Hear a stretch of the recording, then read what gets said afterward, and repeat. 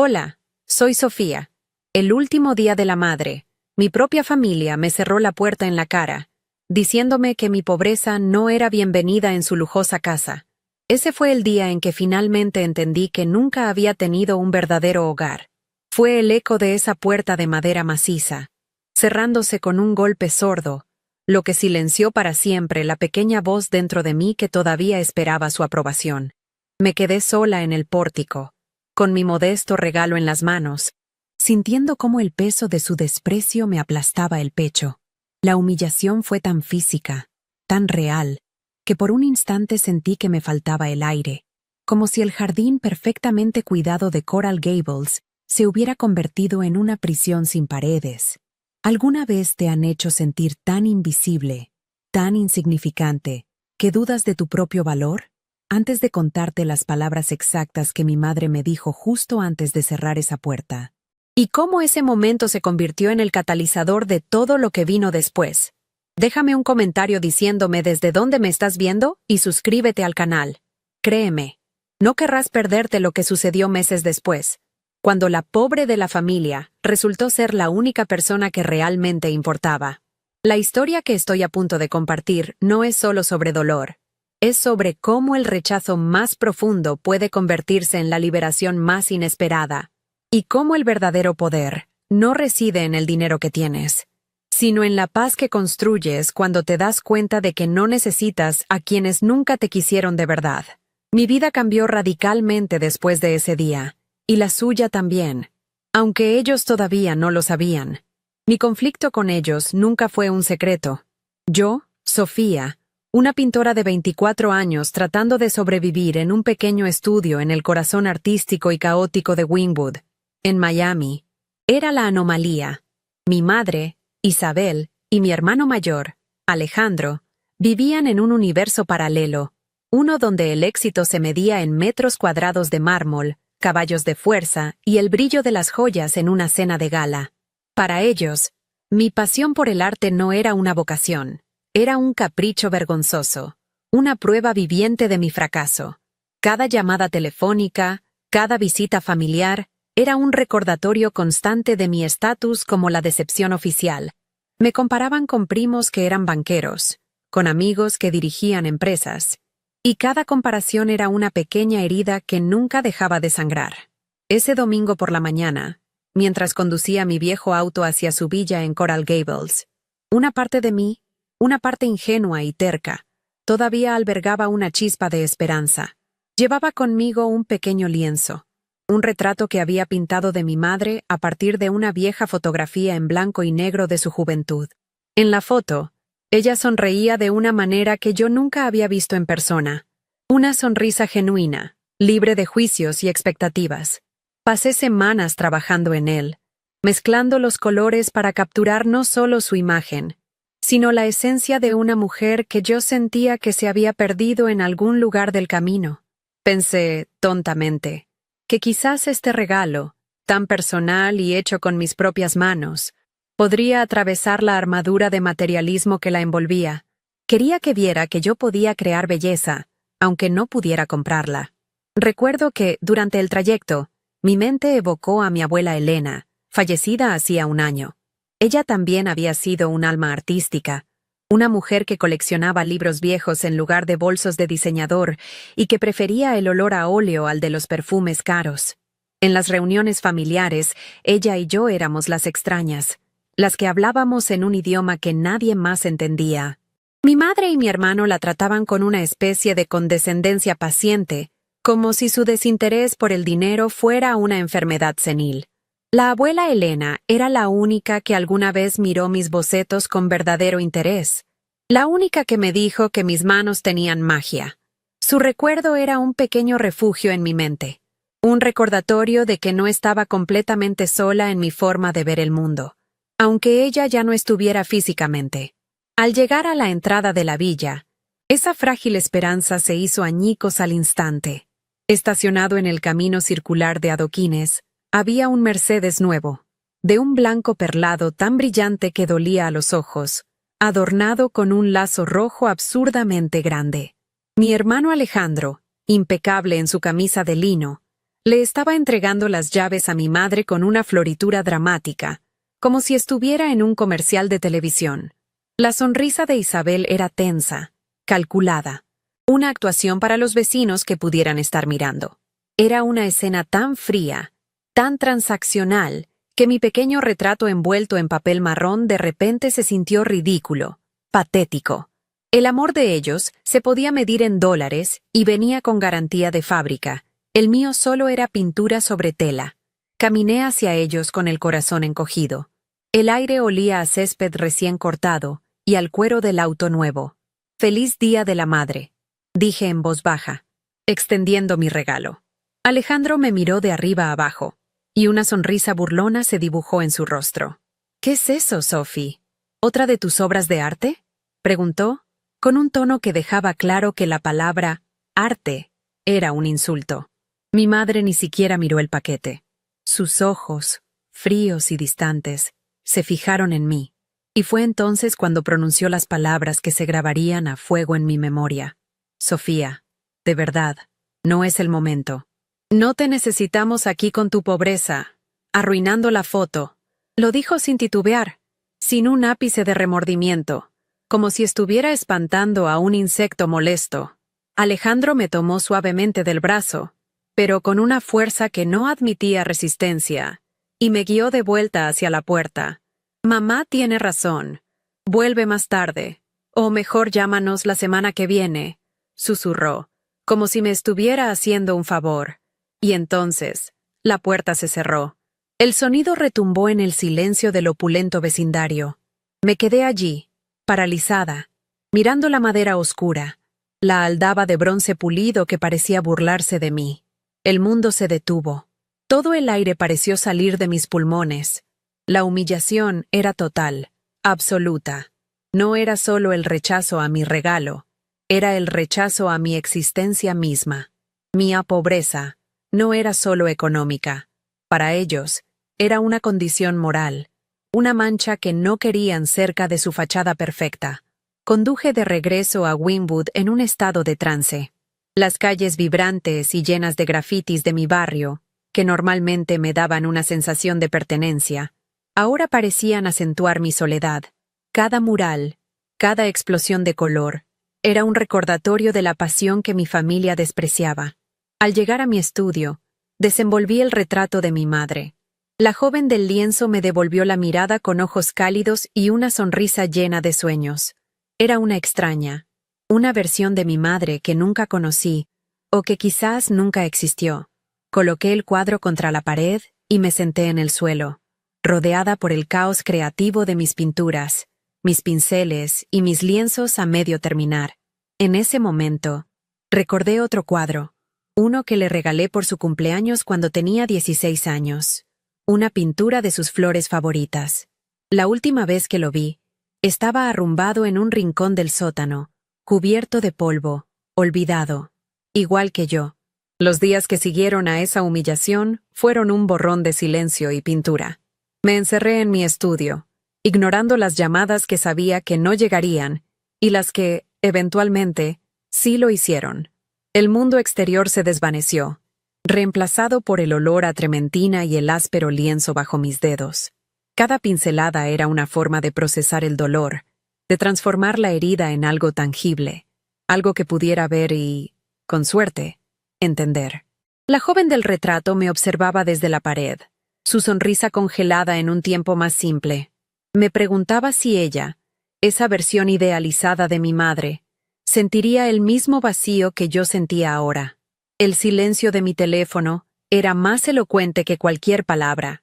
Confirmaba que mi ausencia no había dejado un hueco en su vida, sino que simplemente había restaurado el orden que ellos deseaban.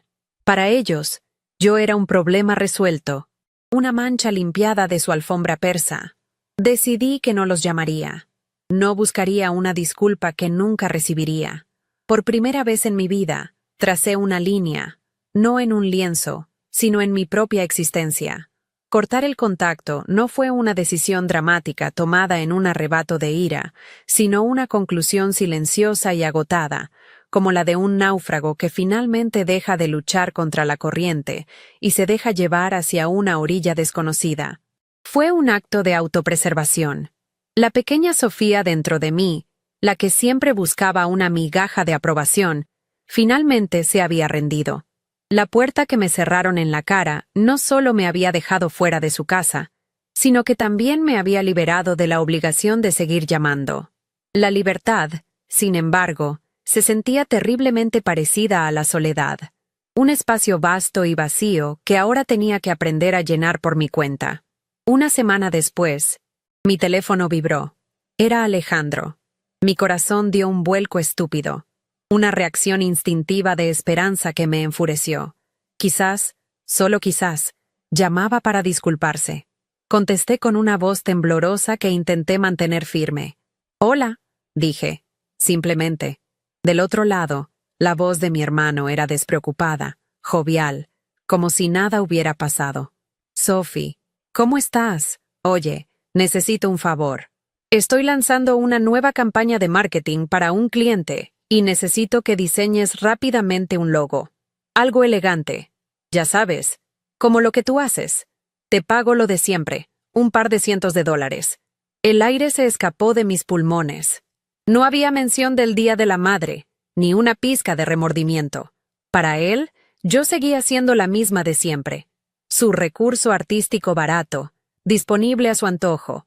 La injusticia de su normalidad me golpeó con más fuerza que la puerta cerrada. Ellos no solo me habían rechazado, sino que habían borrado el incidente de su memoria, considerándolo tan insignificante que no merecía ni ser recordado. Mi humillación no había existido para ellos. ¿Un par de cientos de dólares? Repetí, mi voz ahora gélida. Alejandro, estoy ocupada. Busca a un diseñador profesional. Pude sentir su sorpresa al otro lado de la línea. Estaba acostumbrado a que yo aceptara cualquier encargo, agradecida por las migajas que me lanzaba. Vamos, Sophie, no seas así. Es un trabajo fácil para ti, insistió, con un tono que mezclaba condescendencia y molestia. Fue en ese momento que la tristeza finalmente dio paso a una ira fría y clara. No, Alejandro, no lo haré. Adiós. Y colgué. Colgarle el teléfono a mi hermano fue como cerrar una segunda puerta, pero esta vez la cerré yo. No sentí triunfo, solo un profundo y amargo agotamiento. Me di cuenta de que su crueldad no era ni siquiera intencionada. Era algo mucho peor. Era casual. Mi dolor, mi vida, mi arte, eran completamente irrelevantes para ellos. Notas a pie de página en la gran novela de sus vidas exitosas. Me senté en el suelo de mi estudio, el teléfono aún en mi mano, y lloré. Lloré no por la puerta cerrada, sino por los 24 años de puertas invisibles que me habían cerrado sin que yo me diera cuenta. Lloré por la niña que pintaba flores para su madre, y por la joven que creía que un retrato podía comprar amor. Lloré hasta que no me quedaron más lágrimas, hasta que solo quedó un vacío tranquilo y desolador. Fue en medio de ese vacío, unos días después, que llegó la carta. Estaba en el montón de correo basura y facturas, un sobre de color crema, grueso y de aspecto oficial, que destacaba entre los demás. La dirección del remitente era de un prestigioso bufete de abogados en Brickell, el corazón financiero de Miami. Mi primer pensamiento fue de pánico. ¿Alguna deuda que había olvidado? ¿Un problema con el alquiler del estudio? Lo abrí con manos temblorosas. El papel era pesado, con un membrete grabado. El texto era formal, impersonal, y me costó unos segundos entender de quién hablaban. El nombre, Elena Vargas, saltó de la página, y mi corazón se detuvo. Era el nombre de mi abuela.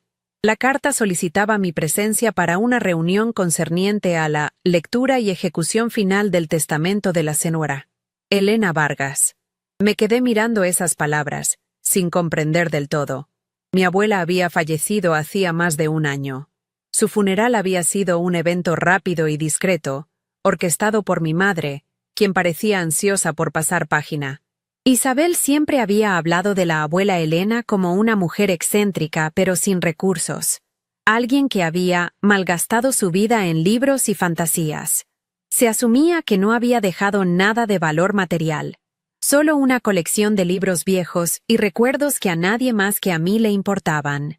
¿Qué podría haber en un testamento que requiriera la presencia de un abogado un año después de su muerte? Un torbellino de emociones me invadió. Confusión. Ante todo. ¿Por qué yo? ¿Por qué ahora? Mi madre y Alejandro nunca habían mencionado nada sobre un testamento o un abogado. O no lo sabían, o me lo habían ocultado. La segunda opción parecía mucho más probable. Recordé las pocas conversaciones que tuve con mi abuela sobre la familia. Ella solía mirarme con sus ojos sabios y cansados y decir: Sofía, mi niña, en esta familia, el dinero es un idioma que yo nunca quise aprender, y tú tienes un acento demasiado puro para hablarlo. Sus palabras, que en su momento me parecieron poéticas y tristes, ahora adquirían un matigo de misterio, casi de advertencia. ¿Qué era lo que mi abuela había intentado decirme? A pesar de mi renuencia a involucrarme en cualquier asunto familiar, la conexión con mi abuela era el único ancla que me quedaba. Ella había sido mi única aliada, la única que veía el valor en mi pobreza. Sentí que le debía a su memoria, y a mí misma, averiguar de qué se trataba todo esto. Con una mezcla de temor y una extraña y naciente curiosidad, tomé el teléfono y marqué el número del bufete de abogados. La voz de la recepcionista fue cortés y eficiente. Concerté una cita para el viernes siguiente. Cada palabra que pronunciaba se sentía irreal, como si estuviera actuando en una obra de teatro cuya trama desconocía por completo. Los días previos a la reunión fueron una tortura de ansiedad y especulación. ¿Qué podría ser? Quizás me había dejado su colección de libros, un gesto simbólico que mi madre habría considerado inútil. O tal vez una pequeña cantidad de dinero que había ahorrado en secreto, lo suficiente para pagar el alquiler de unos meses. Cada escenario que imaginaba era modesto, porque mi mente había sido condicionada a esperar poco, a no aspirar a nada que mi familia pudiera considerar valioso. La noche antes de la cita, saqué una vieja caja de zapatos de debajo de mi cama. Dentro, guardaba los pocos tesoros que mi abuela me había dado a lo largo de los años. Una pluma estilográfica, una primera edición de un libro de poemas y un pequeño juego de pinceles de pelo de Marta que me regaló cuando cumplí 16 años. Sostuve los pinceles en mi mano, sintiendo su peso familiar. Recordé perfectamente el día en que me los dio. Estábamos en su pequeño apartamento, rodeadas de estanterías que se doblaban bajo el peso de los libros. Mi madre y Alejandro esperaban impacientes en el coche. Estos son para manos que crean, no para manos que cuentan. Me había susurrado la abuela al oído, con una sonrisa cómplice. Nunca dejes que nadie, ni siquiera tu propia sangre, te convenza de que lo que haces no es importante. Tu arte es tu fortuna, Sofía. Nunca lo olvides. En ese momento, sus palabras me parecieron un simple consuelo. Ahora, en la víspera de una reunión que podría cambiarlo todo, sus palabras resonaban con un peso profético, como si me hubiera estado preparando para este momento toda mi vida. Sin saberlo, estaba a punto de descubrir el verdadero significado de su fortuna. El viernes por la mañana, me puse la única blusa decente que tenía, una que no estaba manchada de pintura, y conduje hacia Brickell. Cada rascacielos de cristal y acero que se alzaba hacia el cielo parecía un monumento al mundo del que yo había sido excluida. Era un paisaje de poder, de dinero que se movía a la velocidad de la luz, un universo tan ajeno a mi pequeño estudio en Wynwood como la superficie de la luna. Me sentí como una impostora, una niña jugando a ser adulta, con el estómago hecho un nudo de nervios. La carta del abogado estaba doblada en mi bolso. Su peso se sentía desproporcionado, como si contuviera el destino de un extraño. Mientras buscaba estacionamiento, no podía dejar de pensar en las palabras de mi abuela: tu arte es tu fortuna. En ese momento, rodeada de la riqueza tangible y abrumadora de la ciudad, sus palabras sonaban más a un consuelo poético que a una verdad literal. La oficina del bufete ocupaba un piso entero de uno de esos gigantes de cristal. El silencio en la recepción era casi reverencial, roto solo por el suave tecleo de una secretaria. Mármol blanco, muebles de diseño minimalista y una vista panorámica de la bahía de Biscayne. Era el tipo de lugar que mi madre y Alejandro habrían aprobado, un espacio diseñado para intimidar, para dejar claro que quienes trabajaban allí manejaban asuntos de importancia. Me anuncié con voz temblorosa y me sentaron en una silla de cuero que probablemente costaba más que todo el mobiliario de mi estudio. Cada minuto de espera se sentía como una hora. Hojeé una revista financiera sin ver realmente las páginas. Mi mente atrapada en un bucle de preguntas sin respuesta. ¿Por qué me habían llamado? ¿Qué podría ser tan importante como para requerir este despliegue de formalidad un año después de la muerte de mi abuela? Finalmente, un hombre de unos 60 años, con un traje impecable y una expresión amable, salió a recibirme. Señorita Sofía, soy Ricardo Morales. Fui el abogado y amigo de su abuela durante muchos años. Por favor, pase.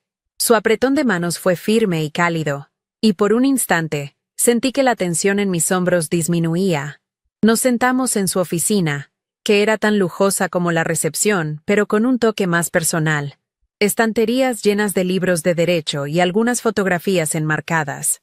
Una de ellas era de mi abuela, sonriendo en un jardín, con el mismo brillo en los ojos que yo recordaba. Verla allí, en ese entorno tan formal, me pareció extrañamente reconfortante. El señor Morales se sentó frente a mí, juntó las manos sobre su escritorio de caoba y me miró con seriedad. Gracias por venir. Sé que esto debe ser confuso para usted. Para ser honesta, no entiendo nada. Admití, mi voz apenas un susurro. Mi familia nunca mencionó que la abuela tuviera asuntos legales pendientes. El señor Morales asintió lentamente, una expresión de comprensión en su rostro. Elena era una mujer muy particular y muy sabia. Tenía sus propias formas de hacer las cosas. Comenzó, eligiendo sus palabras con cuidado. Dejó instrucciones muy específicas sobre cómo y cuándo se debía proceder con su patrimonio. Quería que pasara un tiempo prudencial después de su partida. 1 año, para ser exactos. Hizo una pausa, dejándome procesar la información. 1 año. ¿Por qué esperar tanto? Parecía un movimiento calculado. Una pieza de ajedrez colocada en un tablero que solo ella podía ver. Mi mente se aceleró, tratando de encontrarle un sentido a ese misterioso retraso. Fue entonces cuando el señor Morales dejó caer la primera bomba, una que no esperaba, y que cambió por completo la dinámica de mi dolor. De hecho, sí hubo una lectura preliminar del testamento poco después de su fallecimiento. Su madre y su hermano fueron notificados y convocados a esta misma oficina. Sentí un frío recorrer mi espalda. ¿Qué? Pregunté, incrédula. Sí, se les informó sobre la disposición de los bienes personales de Elena, su colección de libros y algunos objetos sentimentales. Se les comunicó que el resto del patrimonio era modesto, y que su ejecución final quedaría pendiente según los deseos de su abuela. Ellos asumieron que eso era todo. La revelación me golpeó como una bofetada. Lo sabían. Habían estado aquí, en esta misma oficina, y no me habían dicho ni una sola palabra. La omisión era tan deliberada, tan cruel, que me dejó sin aliento. Mi humillación en el Día de la Madre adquirió de repente una nueva y más oscura dimensión. No era solo que me despreciaran por mi compobreza. Era que habían participado activamente en mantener un secreto que, por alguna razón, me concernía. La imagen de mi madre cerrándome la puerta en la cara se superpuso con la imagen de ella sentada en esta misma silla, escuchando las últimas voluntades de su propia madre y decidiendo que yo no merecía saberlo. La ira, una emoción que había mantenido a raya durante semanas, comenzó a burbujear en mi pecho, caliente y amarga. ¿Por qué no me lo dijeron? Pregunté, aunque ya sabía la respuesta. Porque para ellos yo no contaba. Porque cualquier cosa relacionada con la abuela Elena era, en su opinión, irrelevante y sin valor. No era un olvido, era una declaración. Su abuela los conocía muy bien, Sofía, dijo el señor Morales con una suavidad que no ocultaba la contundencia de sus palabras. Ella estipuló que la cláusula principal de su testamento, la que concierne a sus activos más significativos, solo debía serle revelada a usted. Y solo después de que hubiera transcurrido un año. Lo llamó un período de decantación. Quería asegurarse de que sus últimas voluntades llegaran a la persona correcta, en el momento correcto, sin interferencias. Cada palabra era una pieza de un rompecabezas que empezaba a encajar de una forma aterradora y maravillosa. Mi abuela no había sido simplemente una mujer excéntrica. Había sido una estratega. Había orquestado todo esto desde más allá de la tumba, protegiéndome de una avaricia que ella sabía que existiría. El abogado abrió un cajón de su escritorio y sacó un sobre grueso, de color crema, idéntico al que yo había recibido. Sin embargo, este estaba sellado con lacre y tenía mi nombre escrito en la elegante y familiar caligrafía de mi abuela. Antes de que procedamos con los detalles legales, Elena me pidió que le entregara esto personalmente. Es una carta que escribió para usted hace 2 años. Me extendió el sobre. Mis manos temblaban tanto que apenas pude tomarlo. El papel se sentía cálido al tacto, como si todavía conservara algo de ella. Miré mi nombre, escrito con la misma pluma que me había regalado, y sentí un nudo en la garganta. Esto era más que un testamento. Era su última conversación conmigo, un mensaje enviado a través del tiempo.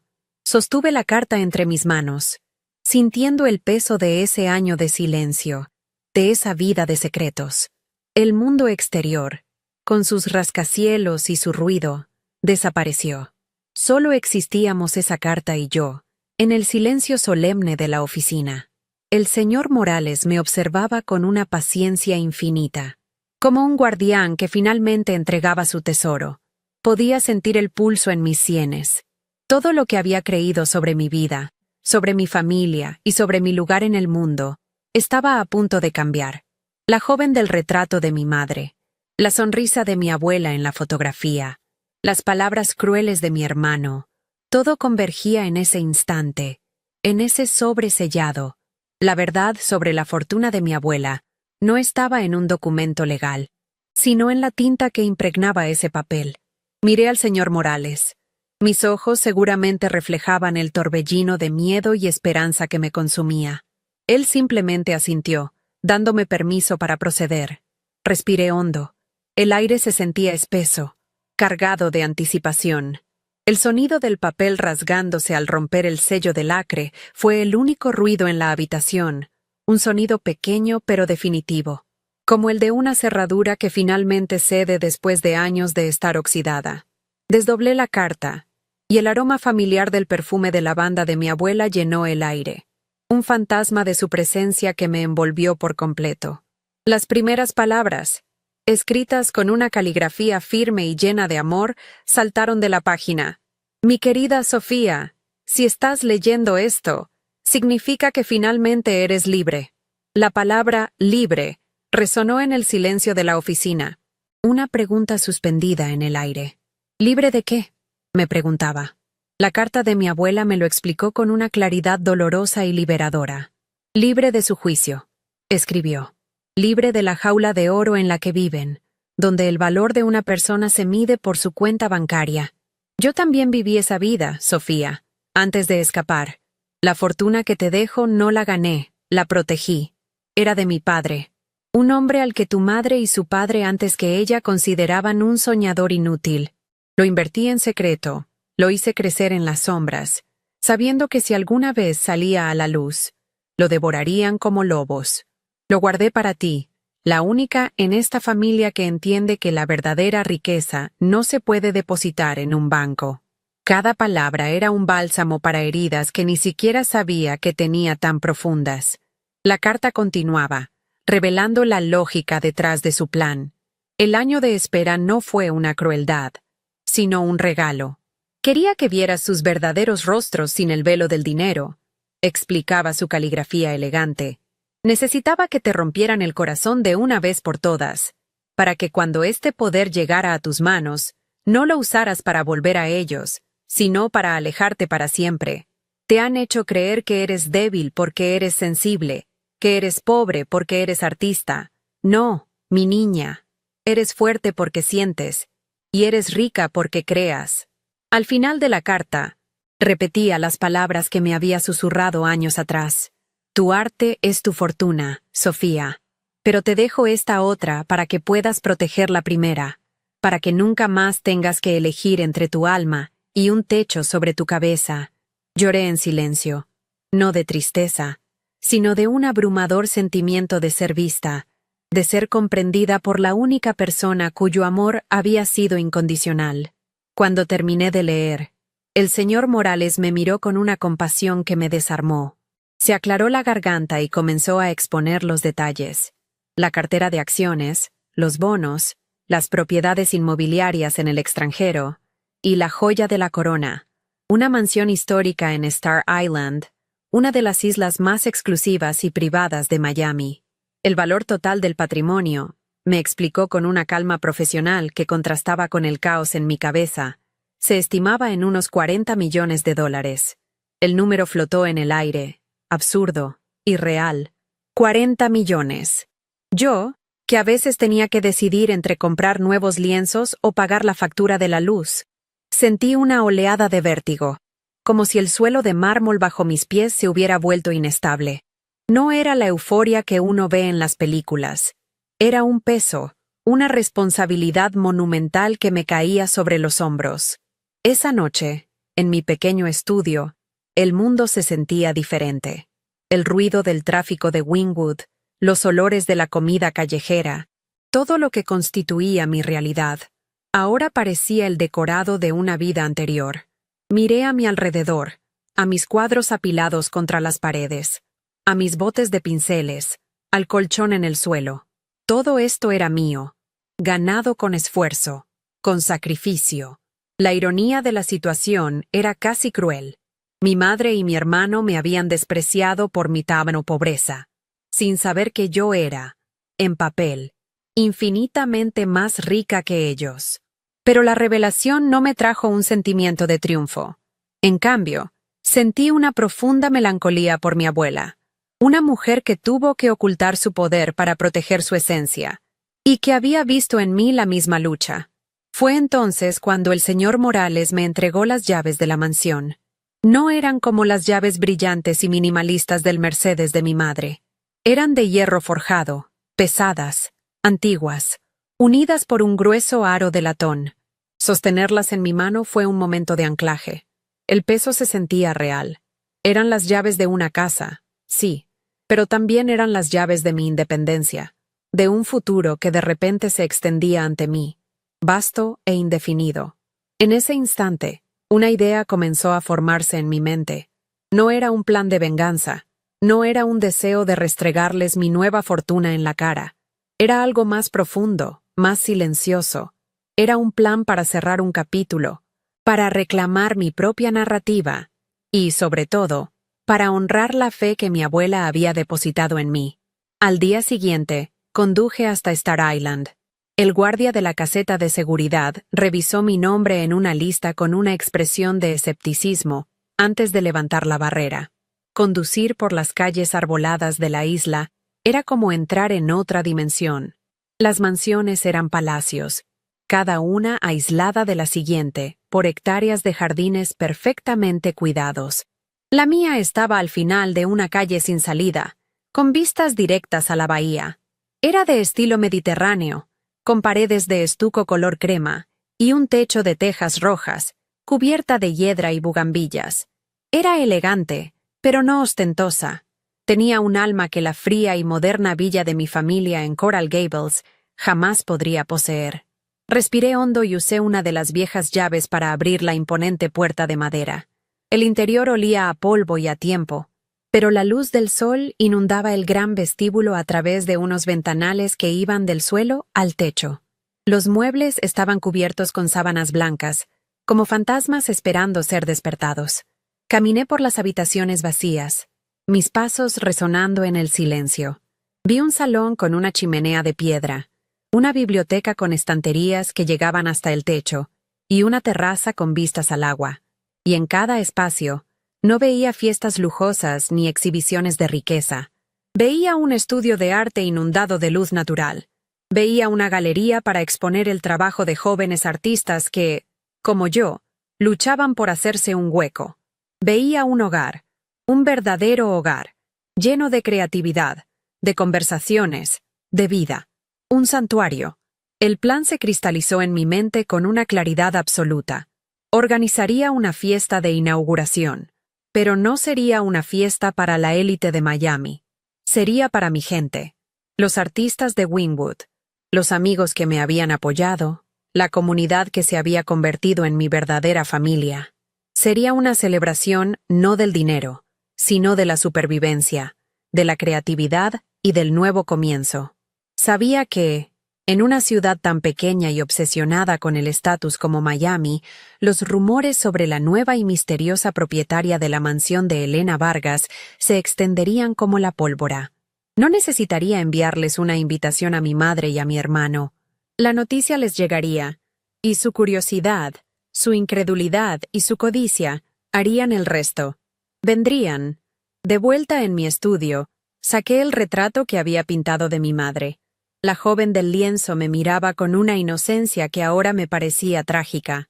Esta pintura, el símbolo de mi último y más doloroso rechazo, ya no me causaba angustia. Ahora era un artefacto de una vida pasada. Decidí que lo colgaría en mi nueva casa, no como un homenaje a ella, sino como un recordatorio para mí misma.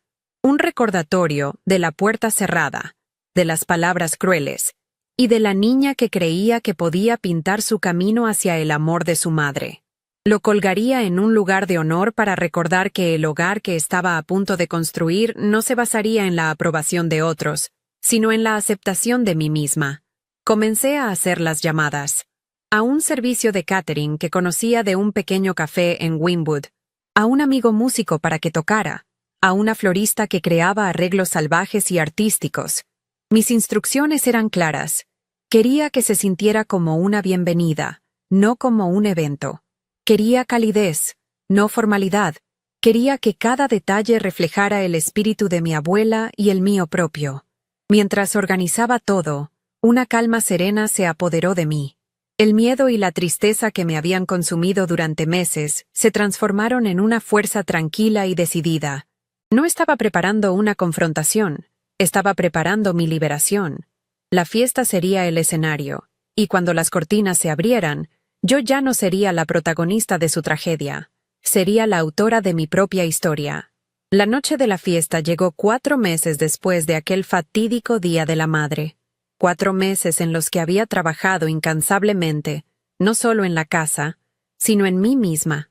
La mansión ya no olía a polvo, sino a pintura fresca, a cera de abeja para los suelos de madera y a la brisa salada que entraba por las ventanas abiertas. La música, una mezcla de jazz latino y soul, flotaba desde la terraza hacia el jardín, donde mis amigos, los artistas, los poetas y los soñadores de Wynwood reían y conversaban, con copas de vino en la mano y una alegría genuina en los ojos. No había trajes de diseñador ni joyas ostentosas. Había lienzos, guitarras y una energía vibrante y creativa que llenaba cada rincón. Era un hogar. Por primera vez en mi vida, me sentía verdaderamente en casa. Yo misma llevaba un vestido sencillo, de lino blanco, y el pelo suelto. Me movía entre mis invitados, sintiendo una gratitud tan profunda que casi dolía. Cada rostro amigo era un recordatorio de que la familia no siempre es la que te toca por sangre. Eran las personas que habían visto mi valor cuando yo misma no podía. Los que compraban mis cuadros cuando apenas tenía para comer. Los que me ofrecían un café y una palabra de aliento. Verlos a todos reunidos en este lugar, un espacio que mi abuela había protegido para mí, se sentía como el cierre de un círculo. Una reivindicación no solo para mí, sino para ella también. El aire estaba cargado de una magia tranquila, la magia de la pertenencia. Algo que el dinero de mi otra familia nunca podría comprar. Y entonces, los vi. Llegaron como una anomalía, una nota discordante en una sinfonía perfecta. Mi madre, Isabel, con un vestido de seda negro que gritaba «dinero» y un collar de diamantes que centelleaba agresivamente bajo las luces del jardín. A su lado, Alejandro, con su traje a medida y su sonrisa de superioridad, aunque esta vez había un matiz de confusión en ella. Se detuvieron en la entrada de la terraza, sus ojos recorriendo la escena con una mezcla de desdén y asombro. No encajaban. Eran como figuras de cera, demasiado rígidas, demasiado pulidas para el calor y la vida que los rodeaba. No estaban buscando a un anfitrión. Estaban inspeccionando una propiedad, tratando de entender cómo un evento como este podía estar ocurriendo en un lugar como este. Nuestras miradas se cruzaron a través del mar de gente. Vi el shock instantáneo en sus rostros, la incredulidad pura. Se quedaron congelados por un segundo, como si sus cerebros no pudieran procesar la imagen. Yo, Sofía, la pobre, la fracasada, de pie en el centro de todo, sonriendo, recibiendo a mis invitados como si fuera la dueña del lugar, porque lo era. Sentí que todos los ruidos de la fiesta se desvanecían, dejando solo el zumbido de la tensión en el aire. No me moví. Dejé que me vieran, que asimilaran la escena, que se dieran cuenta de que la realidad que habían construido a mi alrededor se había hecho añicos. Lentamente, como si caminaran contra una fuerte corriente, comenzaron a abrirse paso entre la multitud, dirigiéndose directamente hacia mí. Cuando llegaron, un círculo de silencio se formó a nuestro alrededor. Mis amigos, sintiendo la tensión, retrocedieron discretamente, pero sus miradas protectoras permanecieron sobre mí. «¿Sofía? ¿Qué es todo esto?», preguntó mi madre, su voz un siseo bajo y controlado, aunque no podía ocultar el temblor de la confusión. «¿Cómo estás aquí? ¿Trabajas para esta gente?». Su mente no podía concebir otra posibilidad. Para ella, yo solo podía existir en un rol de servicio. Alejandro, sin embargo, parecía haber llegado a una conclusión diferente, una más cínica. Una sonrisa burlona se dibujó en su rostro mientras miraba a su alrededor, evaluando el valor de la propiedad con una mirada calculadora. Fue él quien pronunció las palabras, las mismas que la premisa de su vida les había enseñado a usar como armas. «¿Qué hiciste, hermanita?», preguntó, su tono goteando desprecio. «¿Encontraste a algún viejo millonario que te pagara todo esto? Pero, ¿no eras pobre?». La pregunta quedó suspendida en el aire, cargada con el peso de años de humillación, del eco de esa puerta cerrada. Fue la culminación de toda su filosofía de vida, que el valor solo podía ser comprado o heredado a través de ellos, y que cualquier éxito fuera de su control debía tener un origen sórdido. Miré a mi hermano, y por primera vez, no sentí dolor ni ira. Sentí una lástima inmensa y vacía. Antes de que pudiera responder, vi que la mirada de mi madre se desviaba, pasando por encima de mi hombro hacia el interior del gran salón. Sus ojos se abrieron de par en par, fijos en un punto específico de la pared principal. Allí, iluminado por una luz cálida y cenital, colgaba el retrato que le había regalado en el Día de la Madre, el rostro de su juventud, lleno de sueños y sonrisas genuinas. La observaba desde el lienzo. El símbolo de mi amor rechazado ahora era la pieza central de mi nueva vida, un testigo silencioso de todo lo que había sucedido. Su máscara de compostura se resquebrajó, y por un instante vi a una mujer perdida, enfrentada a un fantasma de sí misma que ya no reconocía. El cuadro, que había sido tirado al sótano de su memoria, ahora la juzgaba desde el corazón de mi hogar. Respiré hondo, sintiendo la fuerza tranquila de mi abuela dentro de mí. Miré a mi madre, luego a mi hermano, y mi voz salió clara y firme, sin un atisbo de temblor. «Tenían razón», dije, y vi un destello de triunfo en sus ojos, creyendo que me estaba rindiendo. Tenían razón en una cosa, no me necesitaban. Hice una pausa, dejando que mis palabras, sus propias palabras, se asentaran entre nosotros. Pero se equivocaron en lo que significa ser pobre. Yo nunca fui pobre de espíritu, ni de creatividad, ni de amor. Ustedes, con sus casas frías y sus corazones vacíos, son los verdaderos pobres. La sorpresa en sus rostros fue total, como si les hubiera hablado en un idioma extranjero. Continué, mi voz ahora llena de una calma definitiva. Esta casa, todo esto, me lo dejó la abuela Elena. Ella entendía el verdadero valor, y con su regalo, Estoy construyendo un hogar lleno del amor y la aceptación que ustedes siempre me negaron. Un lugar donde el arte importa más que el dinero, y donde las personas son valoradas por lo que son, no por lo que tienen. Miré a mi alrededor, a mis amigos que me observaban con sonrisas de apoyo. Esta es mi familia ahora. Esta es mi vida. Me volví hacia ellos, la pareja de extraños que me habían dado la vida pero nunca un hogar, y pronuncié las últimas palabras que les dirigiría. Adiós. No esperé una respuesta. No había nada más que decir. Simplemente me di la vuelta, un acto que se sintió como cerrar el libro más pesado y doloroso de mi vida. Caminé de regreso hacia mis amigos, hacia la música y las risas, dejando a mi madre y a mi hermano solos en medio de mi fiesta, expuestos y fuera de lugar. Los vi por el rabillo del ojo, inmóviles, como estatuas de sal. La arrogancia de Alejandro se había desvanecido, reemplazada por una expresión de pura estupefacción. El rostro de mi madre estaba pálido, sus ojos aún fijos en el retrato, atrapada entre el pasado que había olvidado y el presente que no podía comprender. Eran fantasmas en mi nueva realidad. Unos minutos más tarde, vi cómo uno de los guardias de seguridad que había contratado se acercaba a ellos discretamente y los escoltaba hacia la salida. No opusieron resistencia. Se fueron en silencio, tragados por la noche de Star Island, dejando atrás un mundo que ya no les pertenecía. Cuando la puerta se cerró tras ellos, no sentí el golpe sordo y final que había sentido meses atrás. En su lugar, sentí una ligereza, como si me hubieran quitado un peso invisible de los hombros. La música pareció subir de volumen. Las conversaciones se reanudaron y una de mis amigas me pasó una copa de vino.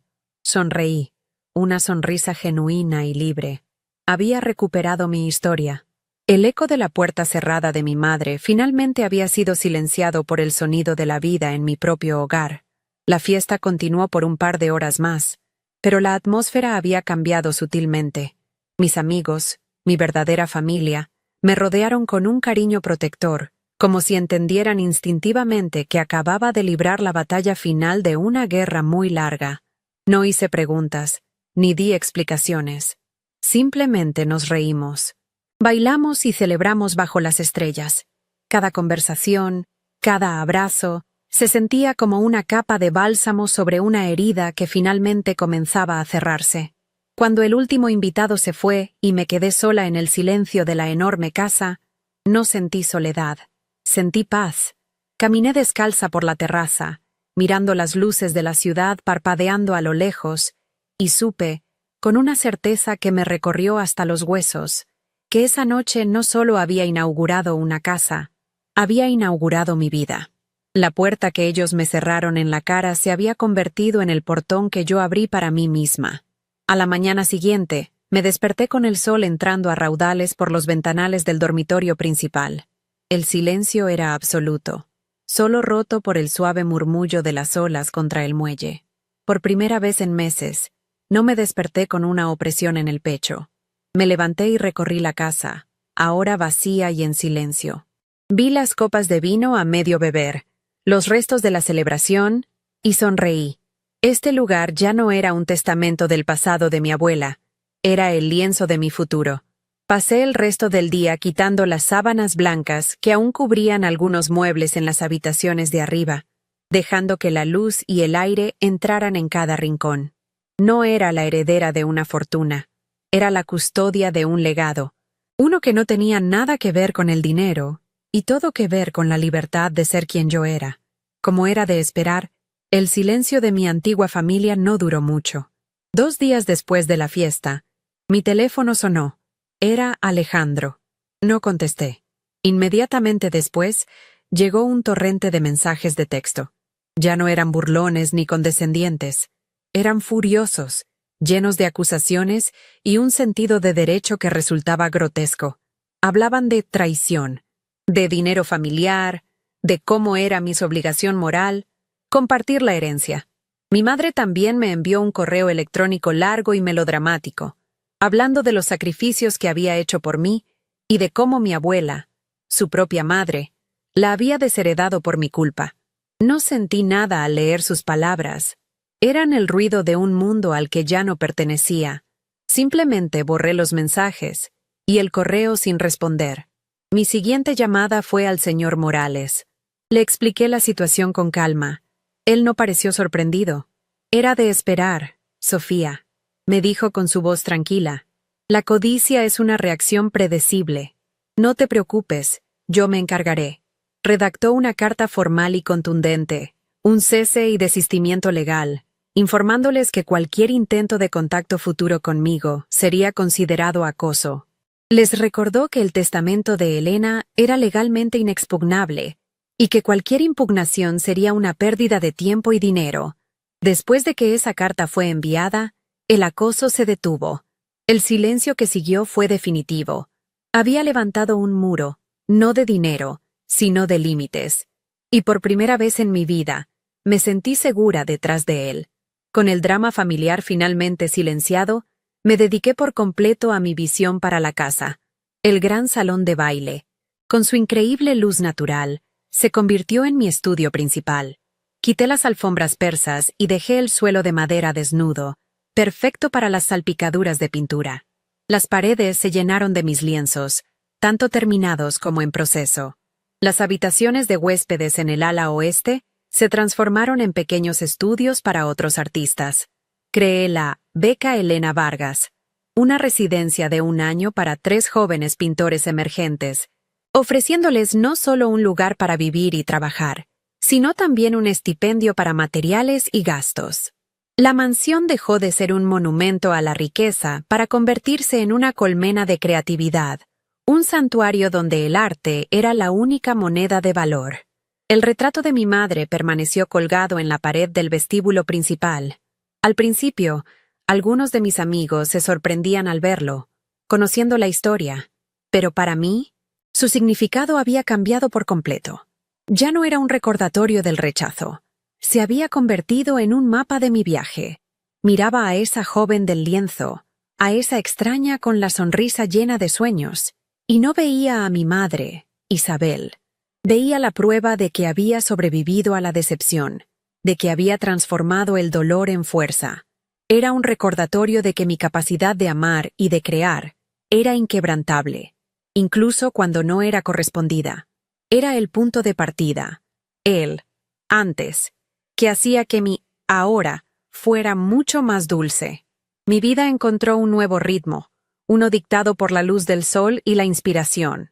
Los días estaban llenos del olor a trementina, del sonido de la música clásica en el estudio y de las conversaciones tranquilas con los otros artistas.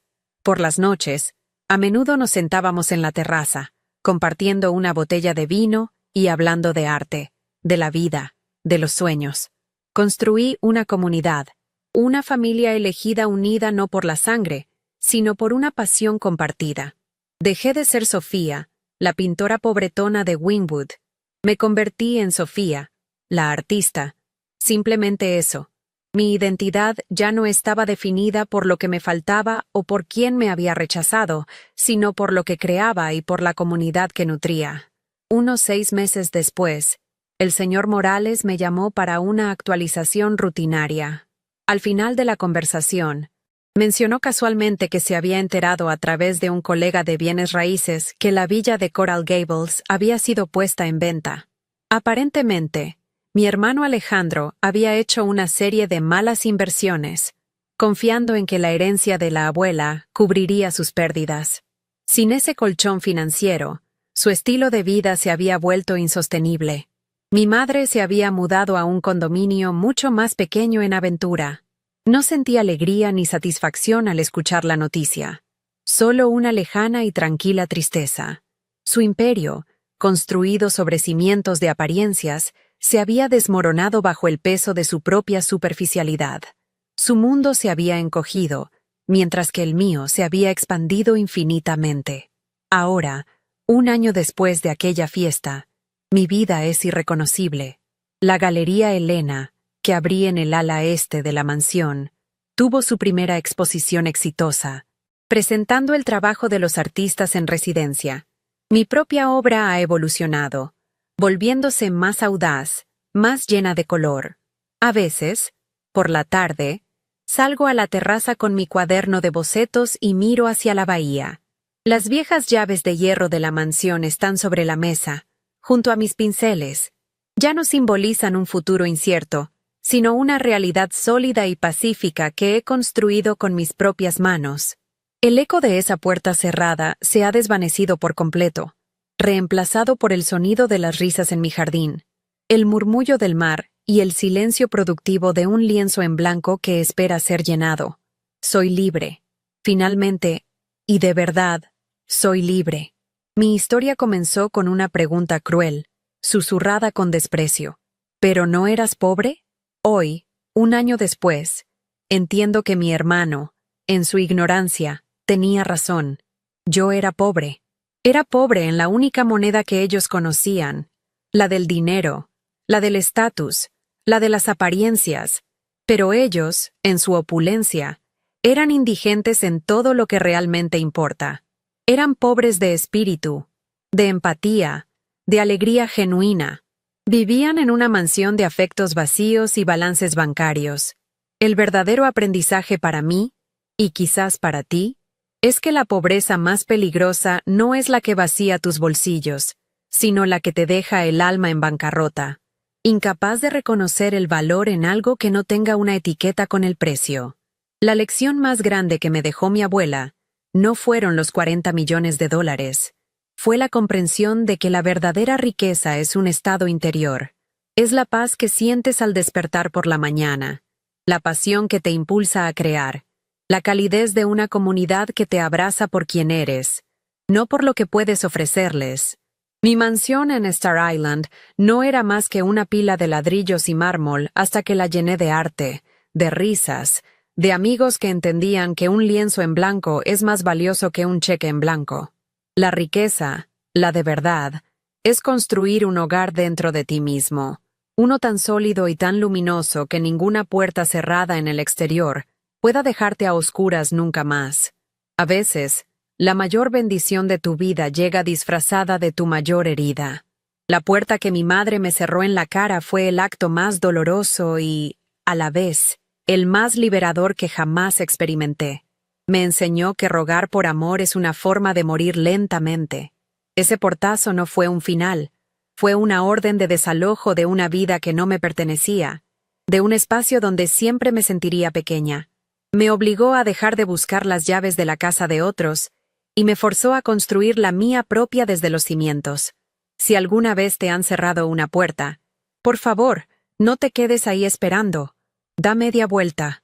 El universo te está mostrando que mereces construir tu propio palacio, no vivir en el sótano de nadie.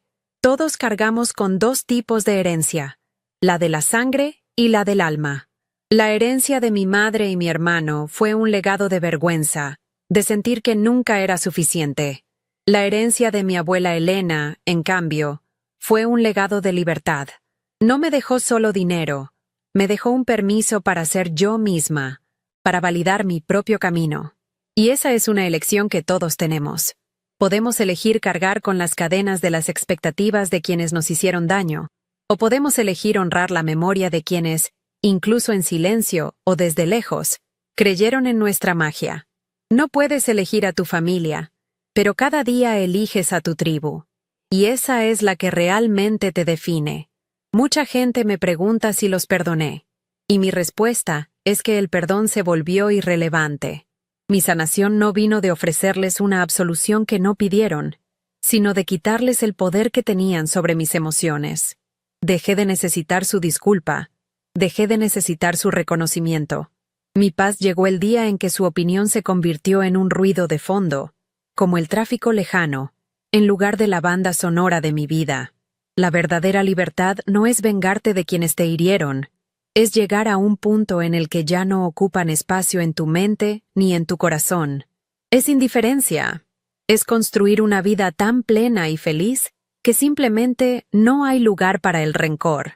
Si alguna vez te has sentido como la oveja negra, el artista, el soñador en una familia de pragmáticos, si te han hecho sentir que tu sensibilidad es una debilidad o que tu pasión no es una carrera real, quiero que escuches esto. Tu diferencia es tu superpoder. El mundo no necesita más copias, necesita tu visión única, tu voz auténtica. No dejes que las voces de quienes no pueden ver tu valor silencien la música que llevas dentro. La pobreza de la que te acusan es, en realidad, una riqueza que ellos son incapaces de comprender. Tu arte, tus sueños, tu empatía, esa es tu verdadera fortuna. Protégela con tu vida, porque es lo único que nadie podrá quitarte jamás. Al final, la pregunta, ¿pero no eras pobre?, se respondió a sí misma. Sí, lo era. Y fue en esa pobreza, en ese punto más bajo, donde descubrí de qué estaba hecha. La verdadera riqueza no es lo que tienes, sino quién eres cuando no te queda nada. Es la resiliencia, la creatividad y la capacidad de amar que brotan de las ruinas. Si esta historia te ha tocado de alguna manera, si alguna vez has tenido que reconstruir tu propio valor desde cero, cuéntame tu experiencia en los comentarios. Y si aún no lo has hecho, suscríbete al canal, porque cada historia que compartimos es un recordatorio de que a veces, para encontrar tu verdadero hogar, primero tienes que perder el que creías que era tuyo.